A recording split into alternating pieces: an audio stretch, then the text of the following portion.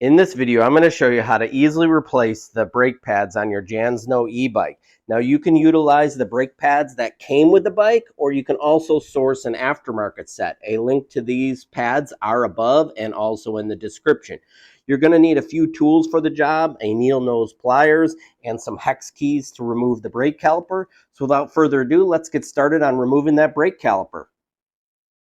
Now, the first thing you want to do is remove this cotter pin. It's bent here in the back, so what you want to do is use your needle nose pliers and try to bend this down and remove the cotter pin from the brake assembly, just like that. And now you can undo the brake caliper using a 5mm hex. Take note where the washers are located. There's 2 on each side. Okay, here are the pads. And then you're going to remove the pads like this. And you can see how this spring assembly is. These pads aren't worn very much, but I'm going to go ahead and install those aftermarket ones.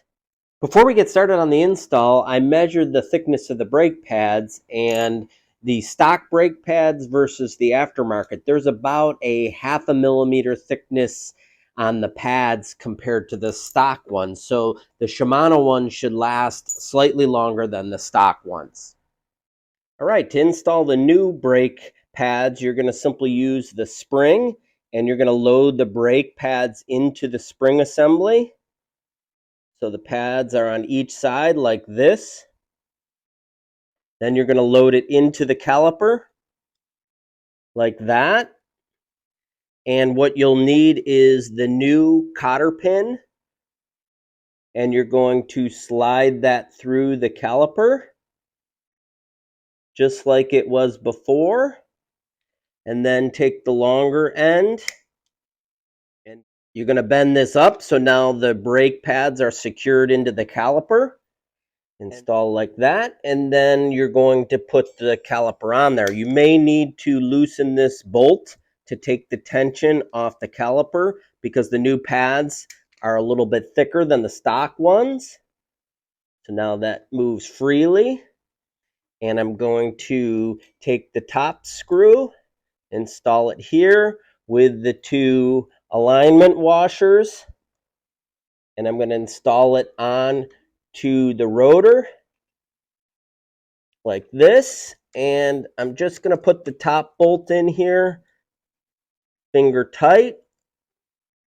And then I'm going to install the bottom bolt with the misalignment washers. And I'm going to tighten these bolts down, but I want to leave them like finger tight so I can adjust the float on the rotor. So I'm just going to do that. And then I do want to make sure that this cable is re-secured.